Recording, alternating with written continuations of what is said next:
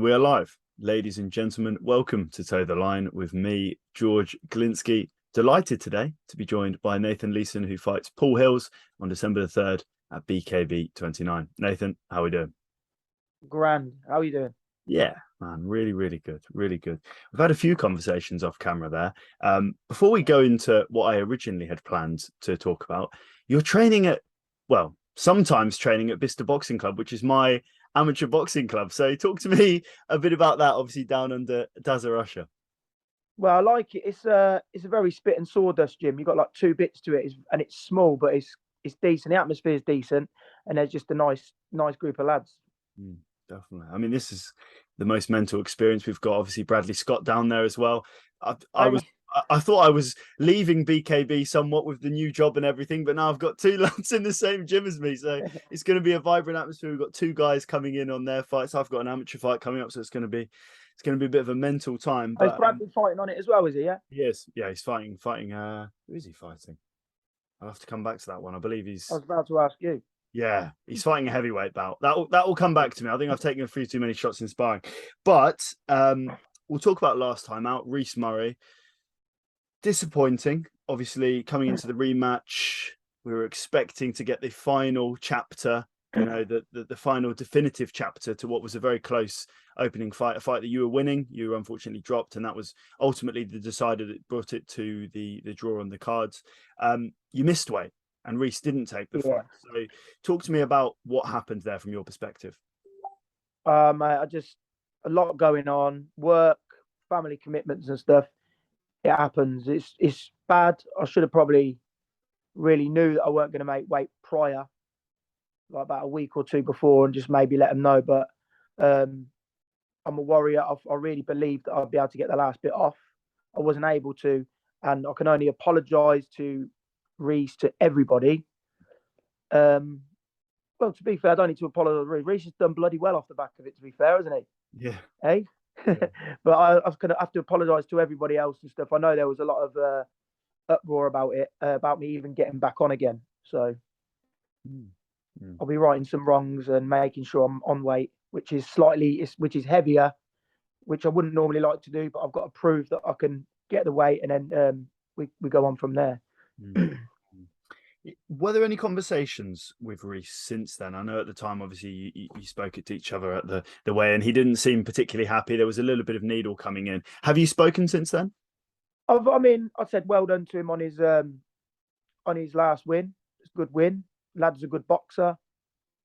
Fair play to him. But for me, again, I've had one loss in BKB. I've had over 10 fights. I was a world champion. Yeah. I just the Rhys Murray fight. Yeah, I want it to happen, but there was the Sean George fight. That was a draw. That never got to happen again. And then you got the Scott McHugh fight. Is another fight that really I would like to happen again.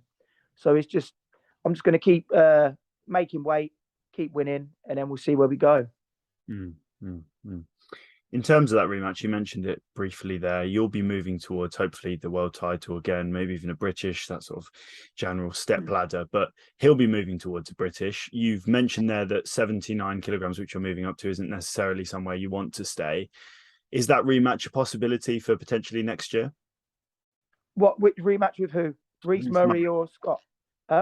Rhys Murray. Both. Yeah, 100%. Like I say, if I keep winning and making weight like I'm supposed to, then there's no reason why it can't, is it? Definitely. Paul Hilz, a new opponent, a new style, a man who's very much no nonsense, not your typical, well, Rhys Murray, a nice technical boxer, a man who just comes in there, gets his head in your chest for the full 3 rounds, 3, 5, 7, no matter how long, he'll always be there in your face. What are your expectations coming in against the Soul Snatcher? Again, it's one thing to expect, but I've been watching a lot of videos on him, and he just throws punches from awkward angles. His overhands are not thrown like your normal overhand. So it's just adapting to that and seeing where we go. Like, there's nobody I can spar to emulate that. Like with your Rhys Murrays and your kind of Scott McHugh. Scott McHugh's quite awkward, but you can sort of emulate those fighters in the gym. With regards to Paul Hilz, you cannot emulate that. That is just trial and error. You go out there and just bite the gum shield and see what happens, I think. Is that because I know you were training at a mixed martial arts gym in Northampton for some time, so he's not really, as you say, a traditional boxer, a bit awkward. Do you feel you'd benefit perhaps from training with a few MMA guys, someone with a little bit of a different style? Honestly, no, because they still throw overhands like a looping overhand. Yeah. He'll throw 7 or 8 overhands like a bloody jab.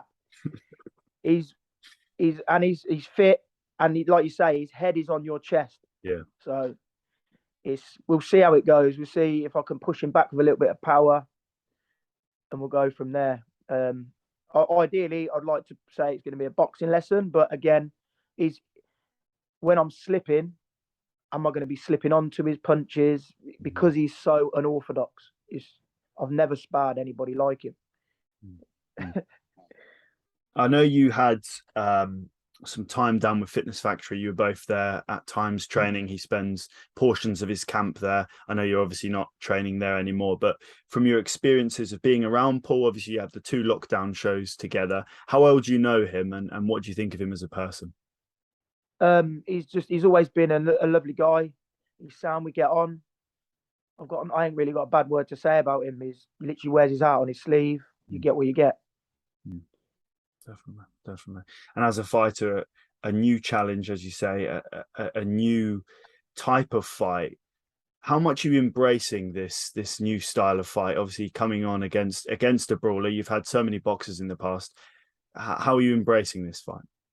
I love it. Again, it reverts back to it's either a boxer's dream or a nightmare. It's one of those. If I can be slipping and catching him all night, and he's walking over to my shots, beautiful. But if he turns up the pressure and I can't hit him, and he's on me and I'm hitting him and he's not going away, all of a sudden it becomes your worst nightmare. So again, it's something I'm not even going to be able to know until on the night. That first round, I will know what sort of fight it's going to be. You don't want to obviously overlook Paul, but you'll have your own goals in your mind. Obviously, regaining the world title will be one of them. How many fights do you think it will take you to get back up to that top level? Obviously, you've had a few setbacks with weight. Well, realistically, yeah. I've had 1 loss. I've had 1 loss, and I've had 2 draws, and I've won the rest. Like I say, I've previously won various titles. With regards to, I mean, it's the 2nd year anniversary of being out of prison today as well. So 2 years out. Prior to that, I was at the top of the tree, and I've mugged myself off a little bit, not coming in on weight. But what's to say? I beat Paul Hilz. Why can't there's no reason why I can't have a shot at Reece Murray or Lafferty, for instance. We weren't separated. There's no reason why I can't get that fight. I could be within a title within 4 or 5 fights, surely. For sure. World title, that is. Yeah. I mean, every fight is quote unquote must win. It's a bit of a cliche in all sports, in fairness. But for you now, as you say, given the setbacks, given all of the frustrations over the past couple of years, how important is a win on December the 3rd? There's no other option. It's a must win. You know, I can't even. I want to. It's even if it's close. You know, it's got to be impressive. I've got a lot of people to gain the respect back for, I feel.